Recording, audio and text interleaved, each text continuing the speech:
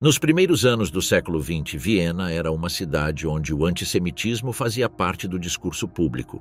Nos cafés, jornais e campanhas eleitorais, os judeus eram apontados como uma ameaça para a nação, a economia e a identidade cultural. Um jovem chamado Adolf Hitler morava lá. Ele observava e tomava notas. Ele não chegou ao poder com uma ideia improvisada. Durante anos, assimilou e reorganizou diferentes formas de ódio, religiosas, raciais, econômicas. Quando a Alemanha entrou em crise após a Primeira Guerra Mundial, encontrou nesse inimigo uma resposta útil para explicar a derrota, o caos e a fome. O antissemitismo deixou de ser apenas propaganda. Tornou-se uma estrutura de poder. Onde realmente começou o ódio de Hitler pelos judeus, como uma ideia se tornou o núcleo do Estado nazista. Onde nasceu o ódio, a Viena que moldou Hitler. Nos primeiros anos do século XX, Viena se erguia como um dos centros neurais da Europa, uma metrópole de contrastes onde a modernidade e a tradição se encontravam. Sob o comando da dinastia Habsburgo, a capital do Império Austro-Húngaro abrigava uma mistura de nacionalidades, culturas e línguas. Essa diversidade, longe de criar uma sociedade integrada, alimentava tensões étnicas e ressentimentos que se manifestavam em todos os níveis sociais. Neste caldeirão cultural, Adolf Hitler chegou em 1907, um jovem provinciano de apenas 18 anos com aspirações artísticas e sem uma formação acadêmica sólida. O jovem Hitler não chegou a Viena como um antissemitista formado. Seus preconceitos, que mais tarde se cristalizariam em um ódio absoluto, foram forjados gradualmente ao contato com as correntes ideológicas que dominavam a vida política e cultural vienense da época. A Viena de 1907 era um ambiente onde o antissemitismo florescia de diversas formas. A comunidade judaica, que representava cerca de 10% da população, havia alcançado posições visíveis na vida econômica, cultural e intelectual, alimentando ressentimentos entre a classe média empobrecida. O jovem Hitler absorveria e sintetizaria essas diferentes correntes. O antissemitismo tradicional cristão que via os judeus como o povo deicida, o antissemitismo moderno de bases pseudocientíficas que os classificava como raça biologicamente inferior, e o antissemitismo econômico que os responsabilizava tanto pelas crises do capitalismo quanto, paradoxalmente, pela ameaça socialista. Karl Lueger, prefeito de Viena de 1897 a 1910, representou para Hitler um modelo de como o antissemitismo poderia se tornar uma ferramenta política eficaz.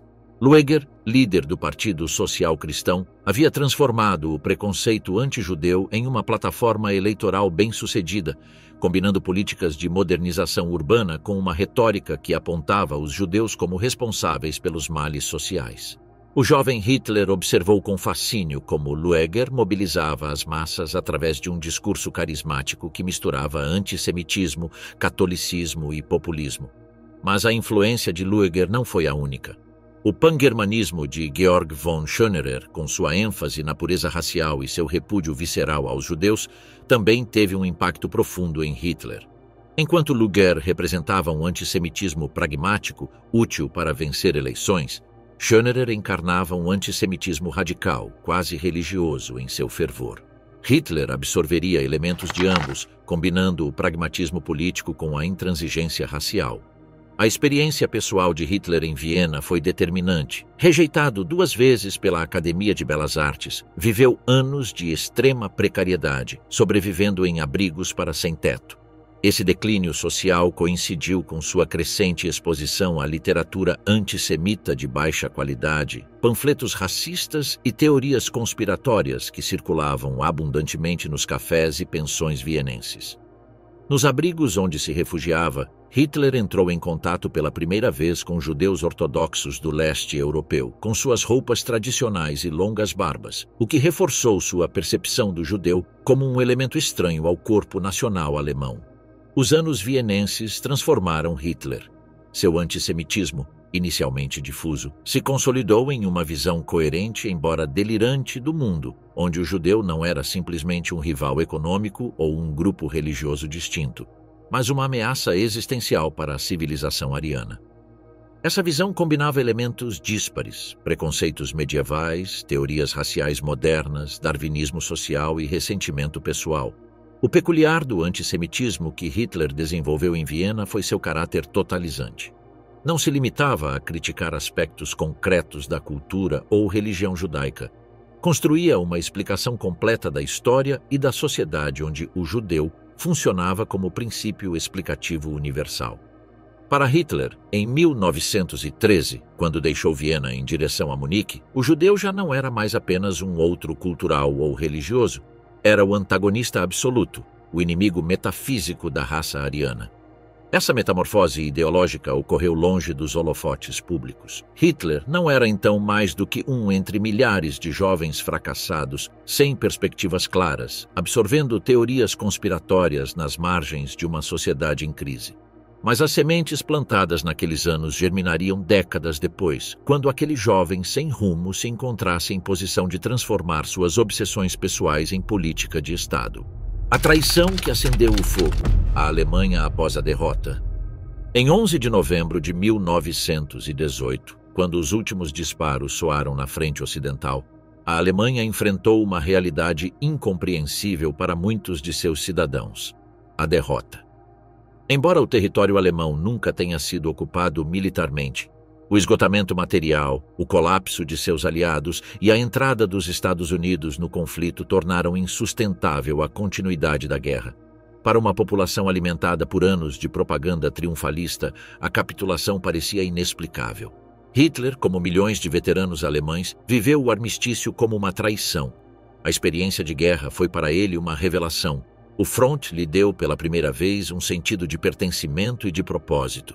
A guerra, com sua violência organizada e sua lógica de aniquilação, tornou-se seu modelo mental para entender todas as relações sociais. A derrota não só demoliu a ordem imperial, mas também ameaçou retirar o significado daqueles 4 anos de sacrifício. Nesse contexto surgiu a lenda da facada nas costas, Dolchstoßlegende, uma das construções ideológicas mais perniciosas e duradouras da história alemã moderna.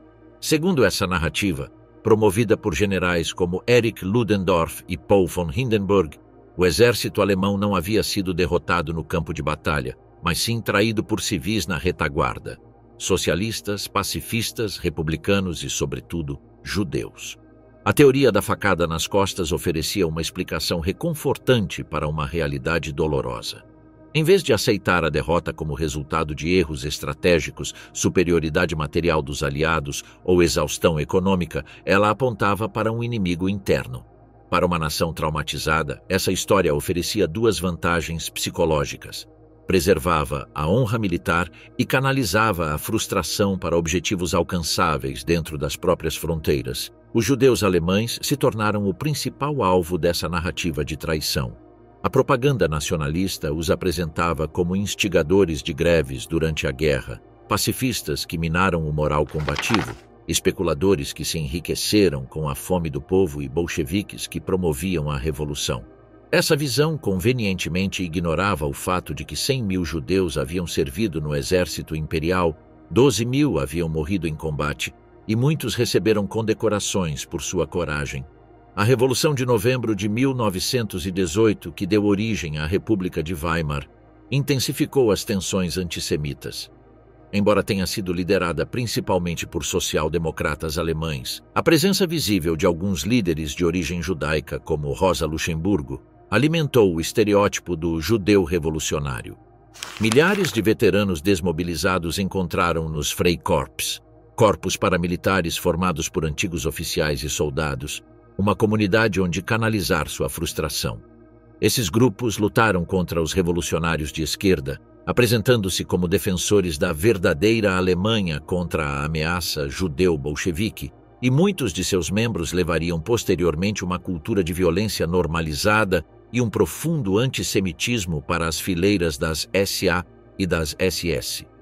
A assinatura do Tratado de Versalhes em junho de 1919 reforçou a percepção de traição. As duras condições impostas, perdas territoriais, reparações econômicas, redução do exército e a cláusula de culpa foram interpretadas como uma humilhação nacional. Mais uma vez, a propaganda nacionalista responsabilizou os criminosos de novembro e apresentou o tratado como obra de uma conspiração judaica internacional. O fato de políticos de origem judaica, como Walter Rathenau, terem participado das negociações diplomáticas para suavizar as condições foi distorcido, apresentando-os como traidores em vez de patriotas. A instabilidade política dos primeiros anos de Weimar criou um terreno fértil ideal para movimentos radicais. Entre 1919 e 1923, a Alemanha viveu tentativas revolucionárias de esquerda, golpes de Estado de direita, assassinatos políticos e confrontos nas ruas. A violência se tornou um método habitual de fazer política, normalizando-se na vida pública. Nesse ambiente caótico, surgiram dezenas de grupos völkisch, nacionalistas raciais, que combinavam antissemitismo, anticomunismo e rejeição à democracia. Um desses grupos foi o Partido dos Trabalhadores Alemães, DAP, fundado em Munique em 1919. Hitler, então um agente de inteligência do exército encarregado de monitorar grupos políticos, se uniu a essa pequena organização e rapidamente ascendeu, tornando-se o principal orador do partido. Sob sua influência, o partido mudou seu nome para Partido Nacional Socialista dos Trabalhadores Alemães, NSDAP, em 1920, e adotou um programa de 25 pontos que incluía a revogação do Tratado de Versalhes, a expansão territorial e, crucialmente, a exclusão dos judeus da cidadania alemã. O colapso econômico de 1923, com uma hiperinflação que destruiu poupanças e salários, levou a crise ao seu auge. Em poucos meses, o marco alemão perdeu completamente o valor. Eram necessários milhões para comprar um pão e bilhões para comprar um ovo. A classe média, pilar da sociedade alemã, foi arruinada. Muitos procuraram culpados e a figura estereotipada do judeu especulador forneceu um alvo conveniente. As caricaturas antissemitas da época mostravam banqueiros judeus gordos manipulando a economia, enquanto alemães famintos mendigavam nas ruas. Nesse contexto de desespero, o discurso nazista encontrou ressonância. Hitler não inventou o antissemitismo alemão, nem foi o único a promovê-lo, mas demonstrou uma habilidade única para sintetizar preconceitos dispersos em uma narrativa coerente e emocionalmente poderosa. Sua retórica combinava vitimismo, promessas de redenção nacional e a identificação de inimigos com uma teatralidade que conectava com um público frustrado. A tentativa de golpe de Estado em novembro de 1923, conhecida como o Putsch da Cervejaria, marca o fim dessa primeira fase. Embora o golpe tenha falhado e Hitler tenha sido preso, o julgamento posterior lhe deu uma plataforma nacional para disseminar suas ideias.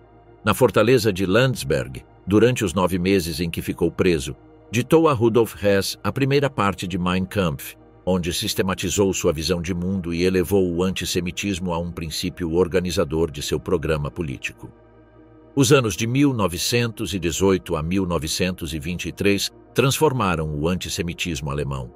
O que antes era um preconceito social ou uma postura política, entre outras, tornou-se uma narrativa totalizante que explicava a derrota, a inflação, a instabilidade e a crise moral.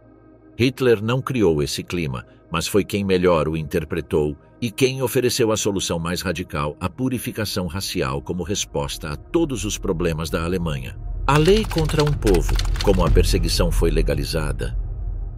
O antissemitismo nazista não se limitou à retórica incendiária ou a atos esporádicos de violência. Uma vez no poder, Hitler implementou um processo sistemático de exclusão respaldado por um arcabouço legal cada vez mais restritivo. Entre 1933 e 1935, a perseguição aos judeus alemães evoluiu de medidas pontuais de discriminação para um corpo legislativo completo que os transformava oficialmente em cidadãos de segunda classe.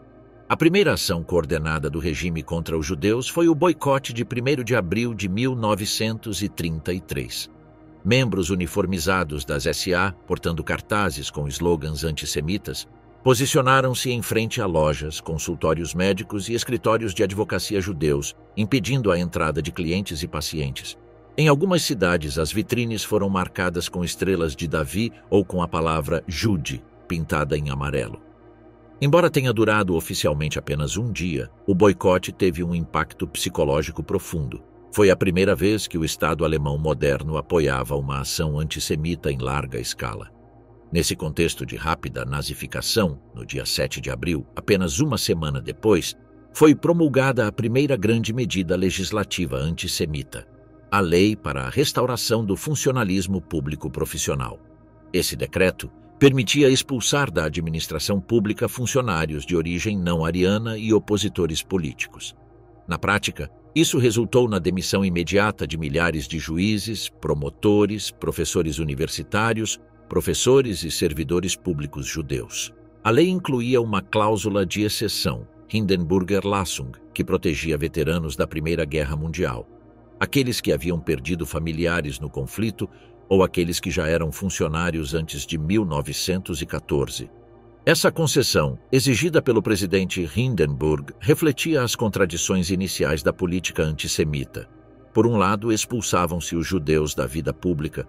Por outro, reconhecia-se implicitamente o patriotismo de muitos deles. A expulsão dos judeus do funcionalismo público foi apenas o primeiro passo. Ao longo de 1933 e 1934, uma cascata de decretos e regulamentos foi restringindo seu acesso a profissões liberais e atividades econômicas. Em 22 de abril de 1933, foi proibido que médicos judeus trabalhassem em hospitais públicos ou atendessem pacientes segurados pela Previdência Social, o que afetou 90% de seus potenciais pacientes. Em 25 de abril, o acesso de estudantes judeus às instituições públicas de ensino foi limitado por um sistema de cotas restritivas. Em julho, foram revogadas as naturalizações de judeus do leste europeu, muitos dos quais viviam na Alemanha há décadas. Em outubro, a Lei dos Editores excluiu os judeus do jornalismo e das publicações. Durante 1934, a presença judaica em teatros, cinemas, concertos e exposições foi limitada, tanto entre os artistas quanto no público. Essas medidas não afetaram apenas os meios de subsistência econômica da população judaica, também iniciaram sua exclusão do espaço público e cultural alemão. O processo foi gradual, mas implacável. Cada nova restrição normalizava a discriminação e preparava o terreno para a próxima. Paralelamente às medidas legais, desenvolveu-se uma intensa campanha de pressão social. Em toda a Alemanha surgiram cartazes com dizeres como "Judeus não são bem-vindos" e muitos estabelecimentos começaram a rejeitar clientes judeus, mesmo sem uma proibição legal vigente. Essa segregação informal tinha um duplo objetivo: intimidar os judeus e acostumar os arianos a vê-los como estranhos. O assédio tornou-se sistemático. Membros da juventude hitlerista cantavam canções antissemitas em frente às casas judaicas. Vizinhos que compravam em lojas judaicas eram fotografados e denunciados publicamente, e profissionais judeus viam seus nomes em listas negras locais. A vida escolar revelou-se especialmente cruel. As crianças judias eram forçadas a sentar-se em bancos judaicos separados, excluídas das atividades e submetidas a humilhações sobre suas supostas características raciais, com muitos professores incentivando ativamente o ostracismo. Milhares de famílias judias acabaram retirando seus filhos das escolas estaduais, acelerando involuntariamente a segregação que o regime buscava. Apesar dessa hostilidade crescente, muitos judeus alemães ainda mantinham a esperança de que a situação melhorasse. As medidas antissemitas não seguiam um padrão consistente. Períodos de intensa perseguição alternavam com fases de relativa calma. Essa ambiguidade era em parte calculada. O regime evitava provocar reações internacionais demasiadamente negativas e mantinha a ficção de um Estado de Direito, onde a perseguição era canalizada por meio de normas formalmente legais. No entanto, em 15 de setembro de 1935, durante o Congresso Anual do Partido Nazista em Nuremberg, Hitler anunciou 3 leis que eliminavam qualquer dúvida sobre a direção do regime. Essas leis de Nuremberg institucionalizaram o antissemitismo como princípio fundamental do Estado alemão e marcaram um ponto sem retorno na política de segregação racial. A primeira, Lei da Cidadania do Reich, estabelecia uma distinção fundamental entre cidadãos e meros súditos. Apenas pessoas de sangue alemão ou afim podiam ser cidadãos com plenos direitos políticos. Os judeus eram reduzidos à condição de súditos do Estado, sem direitos políticos efetivos e à mercê da arbitrariedade legal. A segunda, Lei para a Proteção do Sangue e da Honra alemães, proibia casamentos e relações sexuais entre judeus e alemães, criminalizando o que chamavam de contaminação racial. Também proibia os judeus de empregar em seus lares mulheres alemãs menores de 45 anos, sob o pretexto de protegê-las da sedução racial. Essa lei transformava as relações íntimas em assunto de Estado, introduzindo a vigilância racial no âmbito mais privado da vida. A terceira lei, complementada por decretos posteriores, definia legalmente quem era judeu com base em critérios ancestrais, não religiosos. Uma pessoa com 3 ou 4 avós judeus era classificada como judeu pleno, independentemente de sua identificação pessoal ou afiliação religiosa. Aqueles com 2 avós judeus eram considerados Mischling, mestiços de primeiro grau, e aqueles com um avô, de segundo grau, com diferentes níveis de restrições conforme o caso. A judaicidade era concebida como uma mancha hereditária indelével, transmitida pelo sangue e detectável por genealogia. As leis de Nuremberg provocaram uma crise existencial para muitos alemães que, até então, não se identificavam primordialmente como judeus. Milhares descobriram horrorizados que a conversão religiosa de seus antepassados, sua integração cultural ou seu patriotismo não os protegiam. O Estado havia criado uma categoria racial da qual era impossível escapar. Paradoxalmente, essas leis foram recebidas por alguns setores judeus com certo alívio temporário. Após 2 anos de violência imprevisível e medidas arbitrárias, as leis de Nuremberg ao menos estabeleciam um marco definido, por mais terrível que fosse. A ilusão de que o regime, tendo satisfeito seus impulsos antissemitas mais básicos, pararia neste ponto, levou muitos a pensar que a situação não pioraria. O tempo demonstraria o quão equivocada era essa esperança. A aplicação das leis de Nuremberg exigiu um enorme aparato burocrático. Milhares de funcionários foram designados para determinar a categoria racial de cidadãos com ascendência duvidosa. Registros paroquiais, certidões de nascimento, arquivos militares e denúncias de vizinhos foram usados para classificar racialmente a população. A genealogia, antes um passatempo de aristocratas, tornou-se questão de vida ou morte. O mais perturbador desse processo foi sua aparência de normalidade administrativa. A exclusão racial não era apresentada como um ato de barbárie, mas como um procedimento rotineiro respaldado pela ciência, pela lei e pela burocracia. Essa normalização do racismo institucional foi possivelmente o maior sucesso ideológico do regime: transformar o monstruoso em cotidiano. Em 1935, o Estado nazista havia construído as bases jurídicas de um sistema de apartheid. A comunidade judaica alemã, cerca de 500 mil pessoas antes de Hitler, já estava legalmente marginalizada, economicamente enfraquecida e socialmente isolada. Estavam presos em um limbo legal, eram alemães demais para serem simplesmente expulsos, mas excluídos da comunidade nacional que muitos consideravam sua por gerações.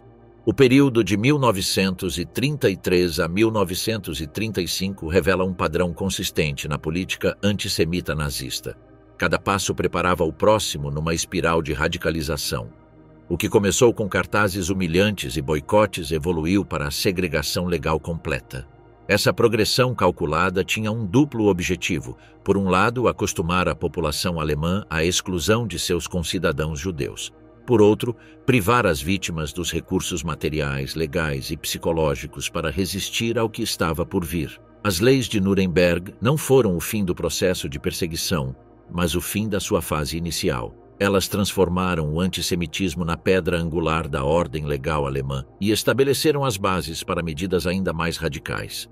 A exclusão legal preparava o terreno para o que viria depois: expropriações em massa, guetos, deportações e, finalmente, extermínio. Mas em 1935, esse futuro apocalíptico ainda era inimaginável para a maioria dos alemães, judeus ou não, embora todas as sementes já tivessem sido plantadas. A lei contra um povo, como a perseguição foi legalizada. O antissemitismo nazista não se limitou à retórica incendiária ou a atos esporádicos de violência. Uma vez no poder, Hitler implementou um processo sistemático de exclusão respaldado por um arcabouço legal cada vez mais restritivo. Entre 1933 e 1935, a perseguição aos judeus alemães evoluiu de medidas pontuais de discriminação para um corpo legislativo completo que os transformava oficialmente em cidadãos de segunda classe. A primeira ação coordenada do regime contra os judeus foi o boicote de 1º de abril de 1933. Membros uniformizados das SA, portando cartazes com slogans antissemitas, posicionaram-se em frente a lojas, consultórios médicos e escritórios de advocacia judeus, impedindo a entrada de clientes e pacientes. Em algumas cidades, as vitrines foram marcadas com estrelas de Davi ou com a palavra Jude, pintada em amarelo. Embora tenha durado oficialmente apenas um dia, o boicote teve um impacto psicológico profundo. Foi a primeira vez que o Estado alemão moderno apoiava uma ação antissemita em larga escala. Nesse contexto de rápida nazificação, no dia 7 de abril, apenas uma semana depois, foi promulgada a primeira grande medida legislativa antissemita, a Lei para a Restauração do Funcionalismo Público Profissional. Esse decreto permitia expulsar da administração pública funcionários de origem não ariana e opositores políticos.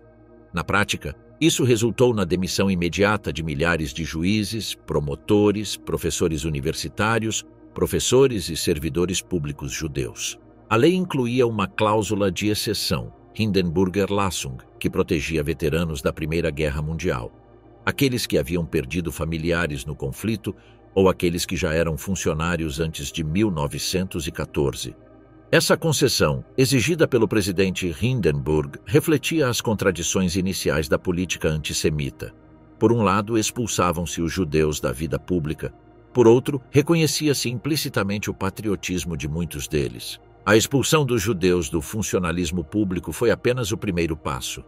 Ao longo de 1933 e 1934, uma cascata de decretos e regulamentos foi restringindo seu acesso a profissões liberais e atividades econômicas. Em 22 de abril de 1933, foi proibido que médicos judeus trabalhassem em hospitais públicos ou atendesse pacientes segurados pela Previdência Social, o que afetou 90% de seus potenciais pacientes. Em 25 de abril, o acesso de estudantes judeus às instituições públicas de ensino foi limitado por um sistema de cotas restritivas.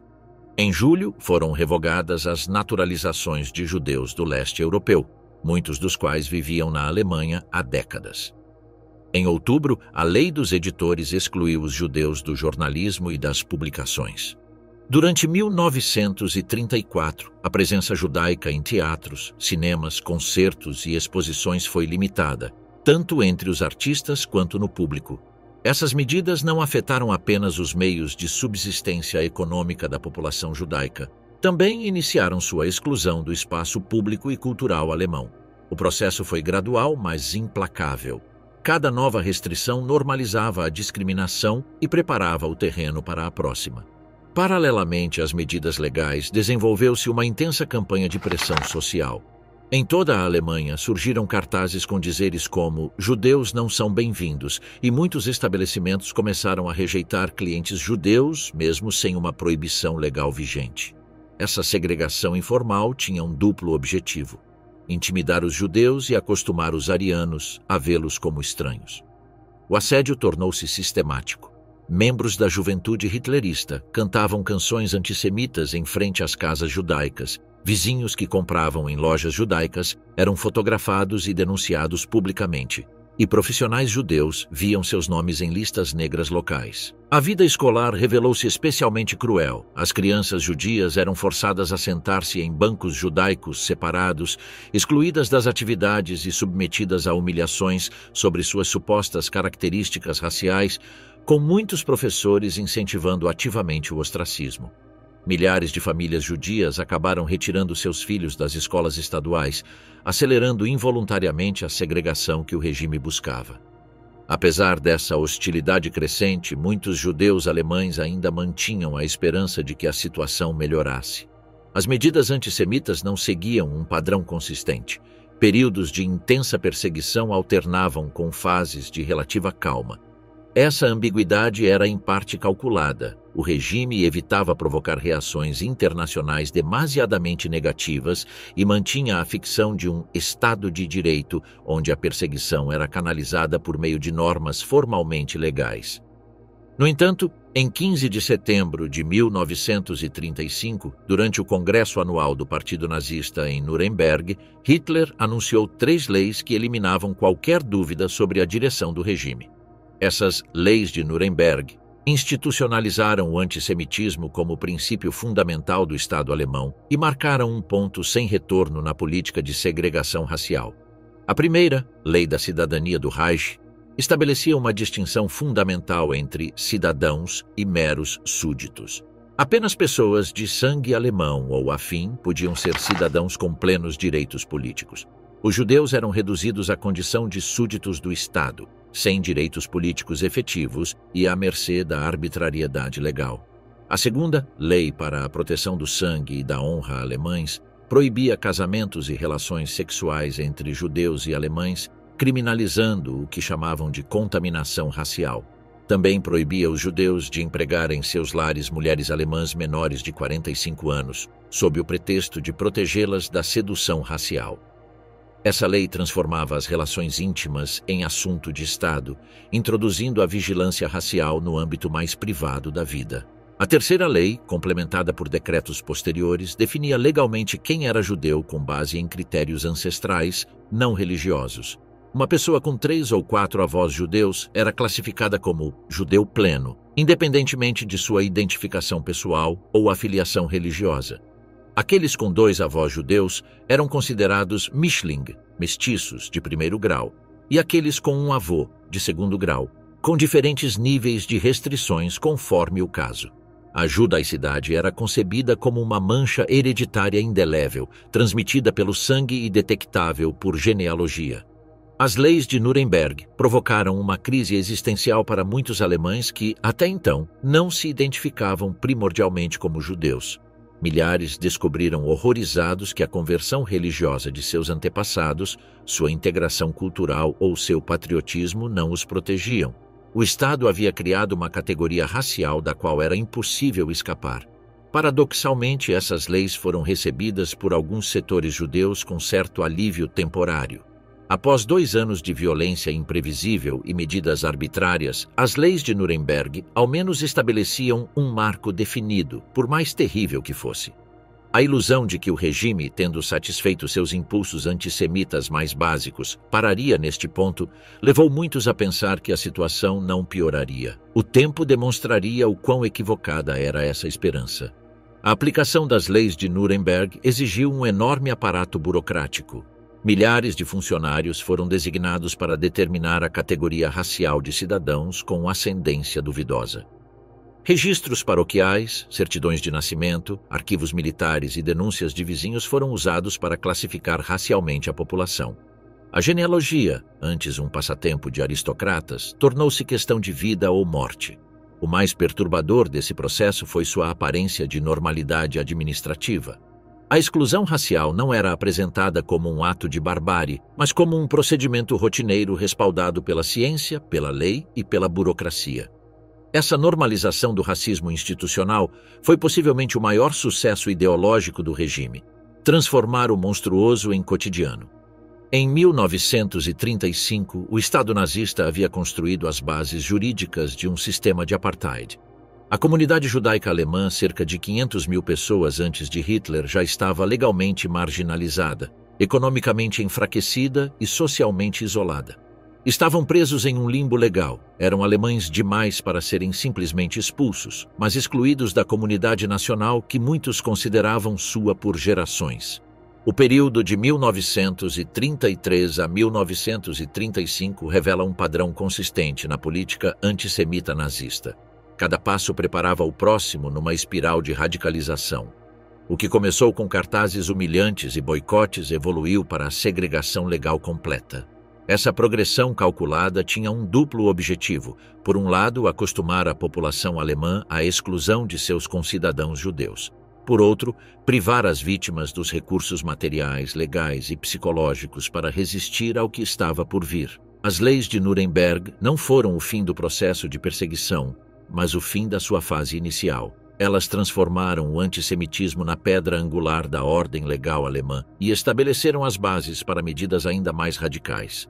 A exclusão legal preparava o terreno para o que viria depois: expropriações em massa, guetos, deportações e, finalmente, extermínio.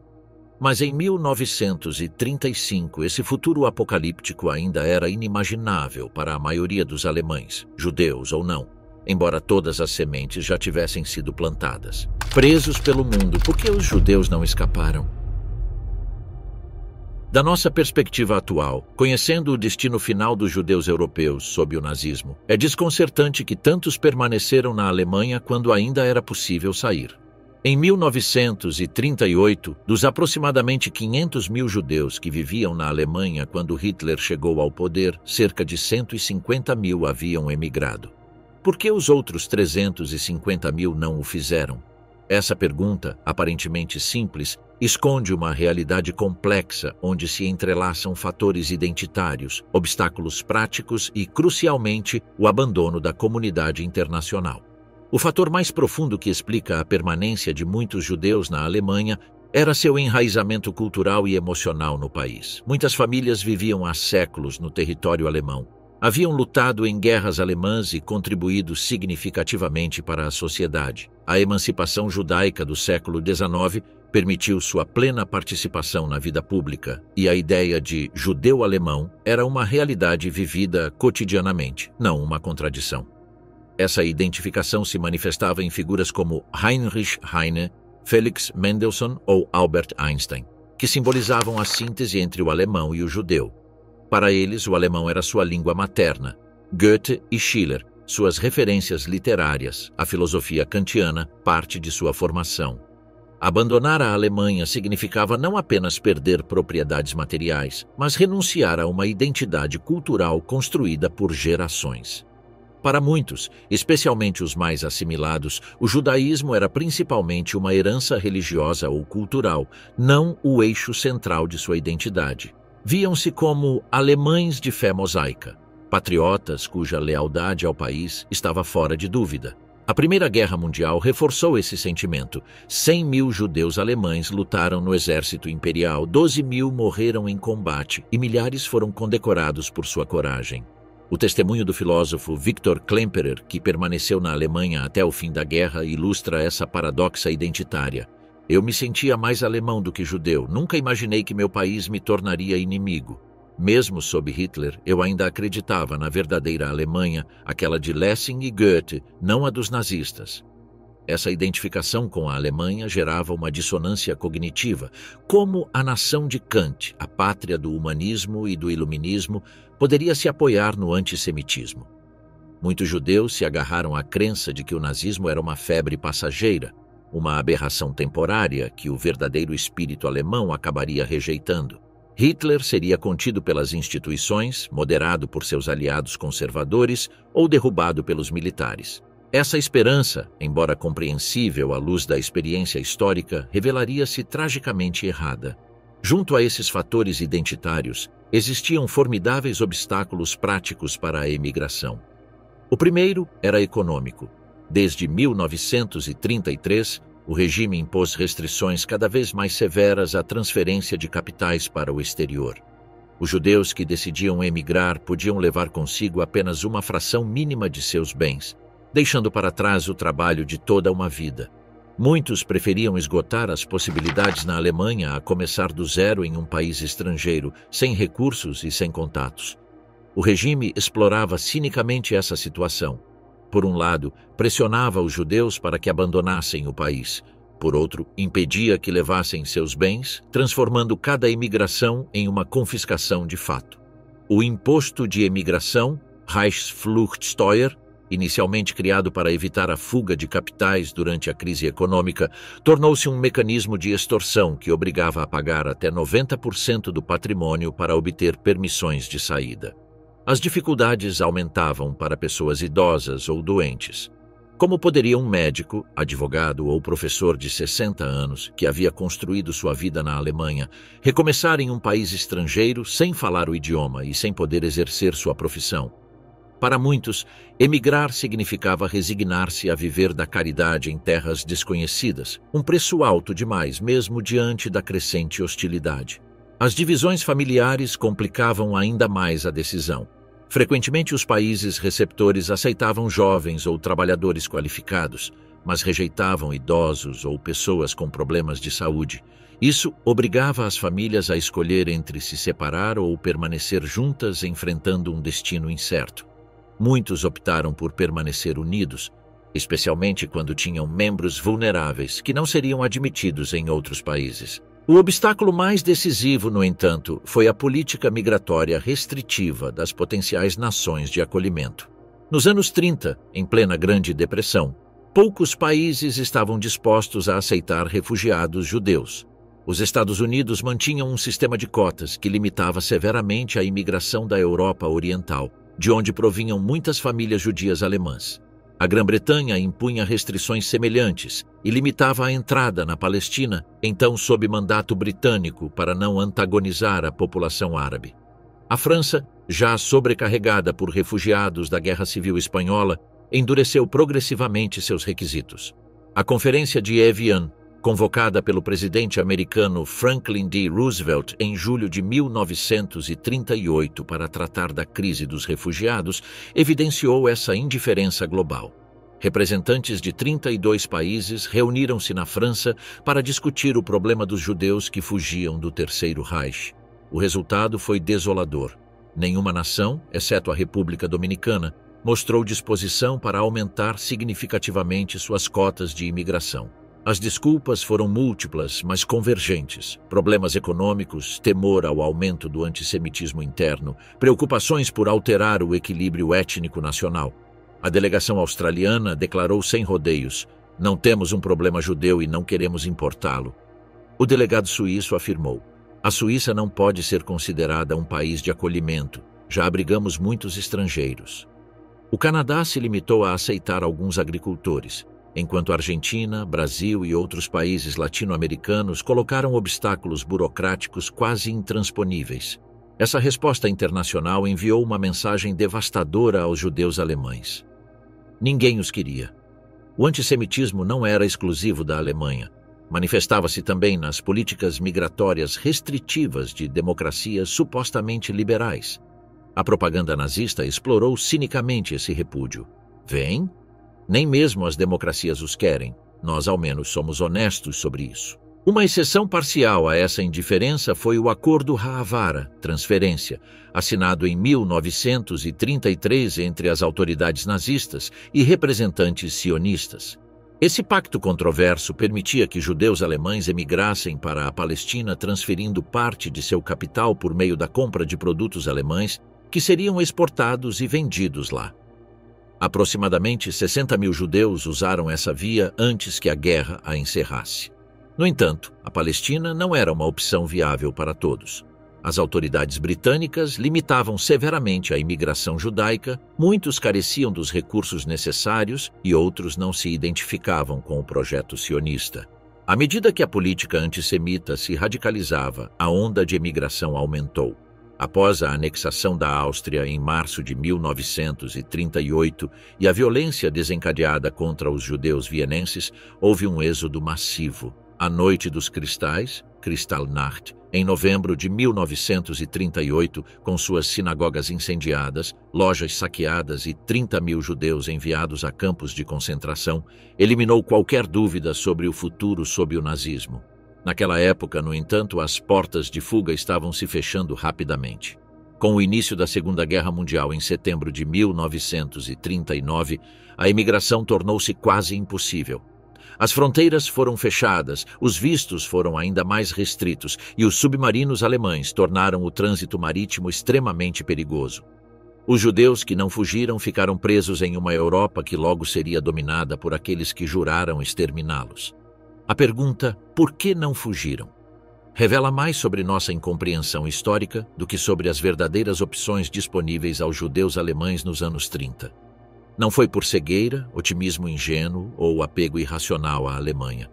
Foi porque amavam seu país, porque não podiam prever um horror sem precedentes, porque emigrar implicava um total desenraizamento e, sobretudo, porque o mundo lhes fechou as portas quando mais precisavam que as abrissem. A tragédia do Holocausto não foi apenas obra dos perpetradores diretos, mas também dos espectadores passivos que, podendo ajudar, escolheram não fazê-lo. Como escreveu o prêmio Nobel Elie Wiesel, o que me dói não é a crueldade dos inimigos, mas o silêncio dos amigos. A Ordem Negra, Himmler, Eichmann e a burocracia do extermínio. Entre 1936 e 1939, enquanto o mundo observava com apreensão o rearmamento alemão e as ambições territoriais de Hitler, dentro do Reich consolidava-se uma estrutura de poder paralela, menos visível, mas igualmente ameaçadora.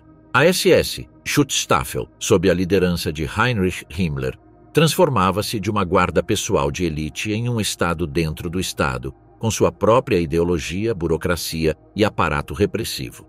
Esta organização, imbuída de um fanatismo racial quase religioso, seria o instrumento executor da solução final. A ascensão da SS como pilar fundamental do Terceiro Reich começou formalmente em 17 de junho de 1936, quando Hitler nomeou Himmler chefe da polícia alemã. Esta nomeação, aparentemente administrativa, teve consequências revolucionárias. Pela primeira vez na história moderna, todas as forças policiais de um país, Gestapo, polícia secreta, Kripo, polícia criminal, e Orpo, polícia uniformizada, ficavam subordinadas não ao Ministério do Interior, mas a uma organização partidária. A distinção entre Estado e partido, já borrada em outros âmbitos, desaparecia completamente em matéria de segurança. Himmler, um ex-criador de galinhas de aparência anodina e voz suave, era na verdade um dos ideólogos mais radicais do nazismo. Obcecado com a pureza racial, as runas germânicas e as teorias pseudocientíficas sobre a superioridade ariana, concebia a SS não só como força de segurança, mas como semente de uma nova aristocracia racial que dominaria a Europa após a vitória final. Sob sua direção, a SS tornou-se uma ordem pseudo-religiosa com seus próprios rituais, símbolos e código moral. Para ingressar, os candidatos deviam comprovar pureza racial até 1750, superar provas físicas rigorosas e jurar lealdade absoluta a Hitler.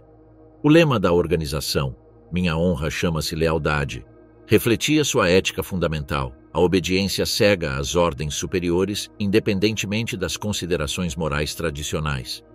Esta combinação de fanatismo ideológico e estrutura militar permitiu à SS executar as políticas mais extremas do regime sem questionamentos éticos. Como declararia posteriormente Rudolf Höss, comandante de Auschwitz, na SS nos ensinaram que as ordens deviam ser obedecidas sem discussão. Não era nossa tarefa refletir, enquanto outros assumiam a responsabilidade. Junto à consolidação das forças policiais, Himmler desenvolveu a dimensão ideológica da SS através de instituições como o Escritório para a Raça e Colonização, Russia, encarregado de supervisionar a pureza racial dos membros e suas famílias.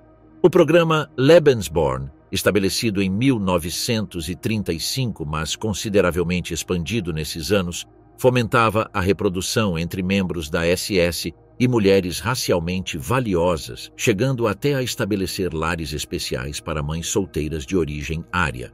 Paralelamente, intensificou-se a pesquisa científica sobre raça. A Ahnenerbe, Sociedade para a Pesquisa e Ensino sobre a Herança Ancestral Alemã, financiava expedições arqueológicas, estudos antropológicos e experimentos médicos para demonstrar a superioridade ariana e a inferioridade de outras raças, especialmente judeus e eslavos. O que começou como pseudociência folclórica evoluiria durante a guerra para experimentos atrozes em prisioneiros de campos de concentração. O aparelho de segurança nazista foi aperfeiçoado com a criação do SD, Sicherheitsdienst, sob a direção de Reinhard Heydrich, protegido de Himmler e considerado o arquiteto intelectual do Holocausto. Apelidado de a besta loira, Heydrich combinava brilhante inteligência analítica com absoluta falta de empatia. Sob seu comando, o SD desenvolveu um sistema meticuloso de vigilância com milhares de informantes que relatavam atitudes políticas, piadas anti-regime e, especialmente, tudo relacionado à questão judaica. Dentro dessa estrutura destacou-se Adolf Eichmann, um homem da classe média que encontrou no antissemitismo burocrático sua vocação. Inicialmente um simples oficial encarregado de investigar o sionismo, tornou-se o principal especialista nazista em emigração judaica forçada, eufemismo para o que era um processo sistemático de despojo e expulsão. Em poucos meses, esse sistema burocrático havia forçado a saída de dezenas de milhares de judeus austríacos. O que Eichmann havia construído não era apenas um mecanismo de expulsão, mas um modelo de processamento em massa de seres humanos que prefigurava os métodos que usaria mais tarde para a deportação para os campos de extermínio. Como ele mesmo declararia anos depois em seu julgamento em Jerusalém, era como uma esteira rolante. Em uma extremidade colocava-se um judeu com propriedades, fábrica, loja e conta bancária, e na outra extremidade saía-se sem nada. O sucesso desse modelo levou à sua implementação em Berlim e outras cidades alemãs. Em 1939, a Central Nacional para a Emigração Judaica, dirigida pela SS, havia sistematizado completamente o processo de expulsão, criando precedentes burocráticos e logísticos que seriam adaptados para a deportação em massa uma vez iniciada a guerra. Paralelamente ao desenvolvimento dessa máquina administrativa, expandia-se o sistema de campos de concentração. Se em 1933 existiam instalações improvisadas para deter opositores políticos, em 1939 havia sido estabelecida uma rede de campos permanentes administrados pela Inspeção dos Campos de Concentração, IKL, outro ramo da SS. Dachau, Sachsenhausen, Buchenwald, Flossenbürg, Mauthausen. Cada um desses nomes representa um elo em uma cadeia de terror institucionalizado.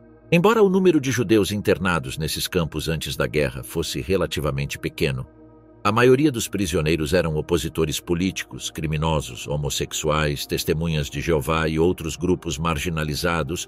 O sistema já havia aperfeiçoado métodos de desumanização sistemática, uniforme listrado, cabeças raspadas, números no lugar de nomes, punições arbitrárias, trabalho escravo e eliminação de qualquer traço de individualidade.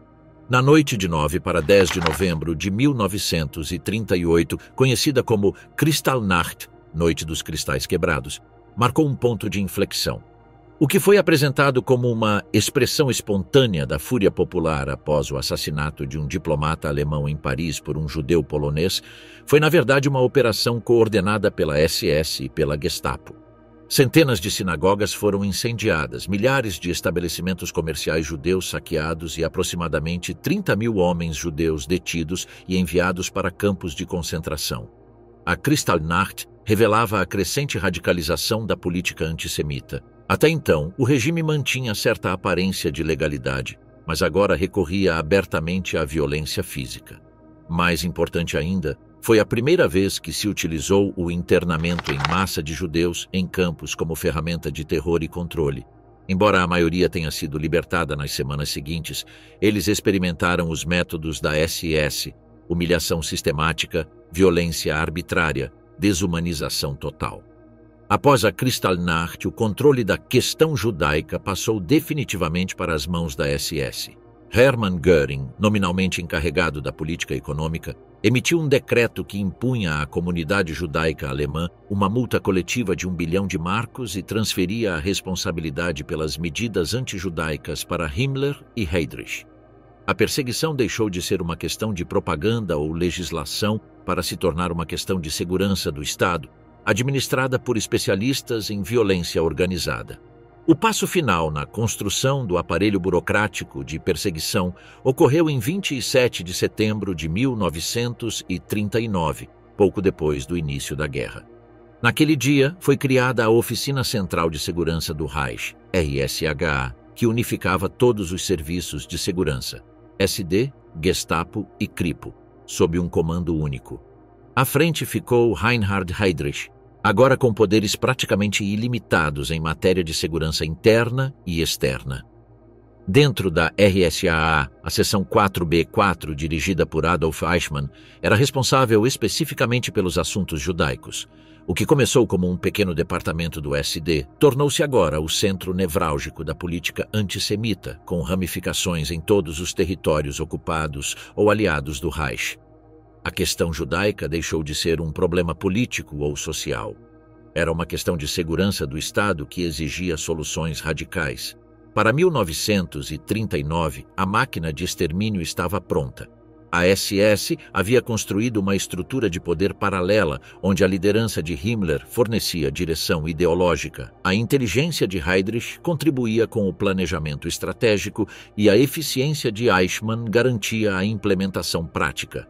Faltava apenas o fator catalisador, a guerra que proporcionaria tanto a oportunidade quanto a cobertura para a solução final.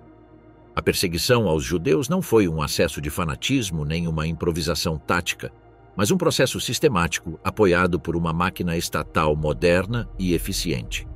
O primeiro ensaio do genocídio, Polônia, antes do Holocausto. Na madrugada de 1º de setembro de 1939, quando os primeiros tiros alemães atingiram Westerplatte, não começou apenas a Segunda Guerra Mundial, mas também uma nova e brutal fase na perseguição nazista contra os judeus. A invasão da Polônia foi mais do que uma campanha militar, foi uma guerra ideológica e racial. Hitler havia deixado claro dias antes: o objetivo não era apenas derrotar a Polônia, mas aniquilar sua população. A frase que ele proferiu então ecoaria por anos: quem hoje se lembra do extermínio dos armênios? A guerra ofereceu o contexto ideal para radicalizar a política antissemita. A Polônia, com mais de 3 milhões de judeus, tornou-se um laboratório em larga escala para aplicar as teorias raciais do regime. Ao contrário do processo gradual vivido na Alemanha, na Polônia a violência foi imediata. As unidades das SS, conhecidas como Einsatzgruppen, acompanhavam o exército regular com a missão de assassinar líderes políticos, intelectuais e, sobretudo, judeus. Em poucos meses, dezenas de milhares foram executados em fuzilamentos em massa em campos, florestas e cemitérios. As vítimas eram identificadas por meio de listas preexistentes, presas, conduzidas a locais afastados e assassinadas, muitas vezes após cavar suas próprias covas. Enquanto isso, o país foi dividido. As regiões ocidentais foram anexadas ao Reich. O restante formou o chamado Governo Geral.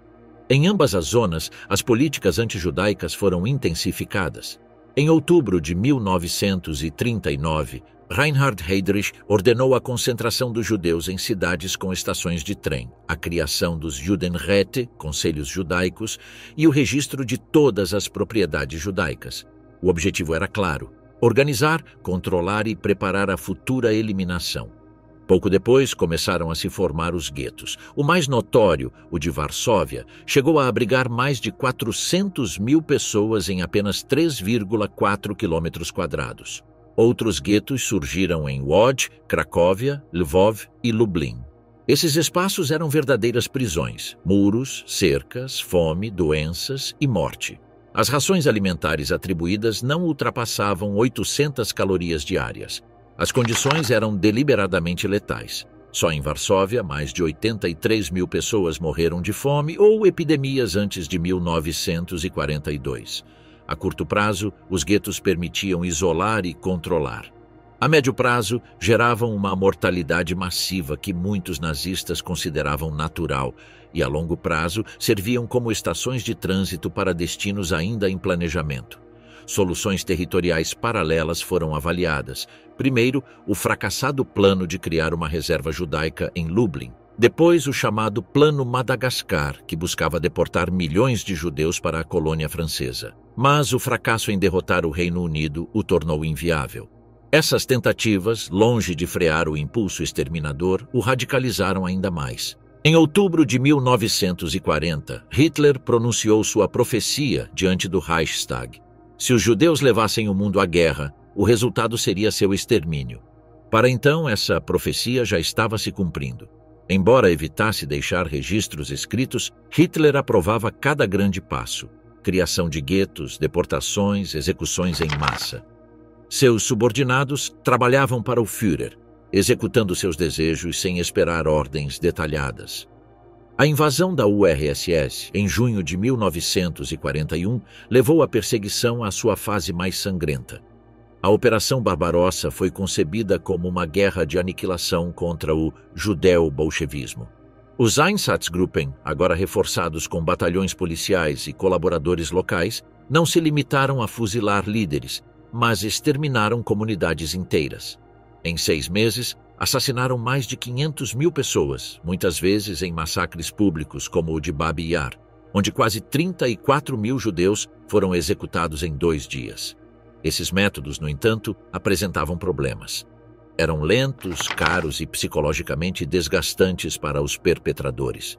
No final de 1941, começaram os experimentos com métodos mais eficientes.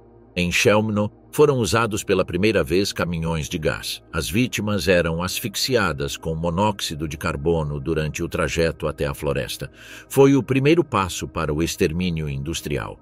Entre a invasão da Polônia e o início de 1942, o nazismo completou sua evolução da exclusão legal para o assassinato sistemático. Primeiro veio a segregação, os guetos, depois as execuções em massa e, finalmente, os experimentos com gás. Cada etapa preparou a seguinte. Nada foi casual. Esse processo foi possível graças a uma combinação letal: ideologia racial, burocracia eficiente, tecnologia moderna e uma guerra que legitimava a violência extrema. No centro de tudo, Hitler manteve seu papel de arquiteto silencioso do genocídio.